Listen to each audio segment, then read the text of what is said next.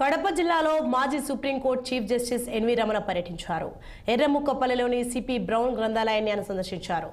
వివిధ దేశాల నుండి ఉద్యోగరీత్యా భారతదేశానికి వచ్చిన చాలా మంది గత పాలకులు తెలుగు భాష అభ్యున్నతికి పాటుపడ్డారని ఎన్వి రమణ తెలిపారు.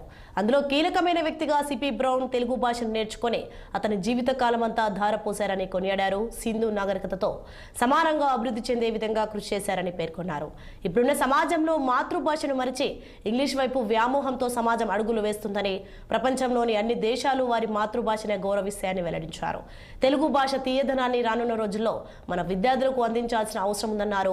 సిపి బ్రౌన్ తెలుగు భాషకు చేసిన సేవలను గుర్తించి కడపలో జానుమతి హనుమాన్ శాస్త్రి ఆయన పేరుపై తెలుగు భాష పరిశోధన గ్రంథాలయాన్ని నెలకొల్పడం రానున్న తరాలకు ఒక దిక్సూచిగా నిలుస్తుందని కొనియాడారు.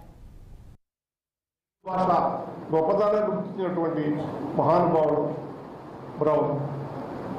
దురదృష్టం ఏంటంటే మనం ఇక్కడే పుట్టి ఆ భాషలోనే మరి సంభాషిస్తూ ఆ భాష ఇవాళ నృగ్యమయ్యేటటువంటి పరిస్థితి వస్తే ఇవాళ ఇంత ఆవేదనతో మా భాషని పరిరక్షించుకోవాలా, మా భాషను రక్షించుకోవాలనేటటువంటి పరిస్థితి రావడం చాలా దురదృష్టకరం, శోచనీయం.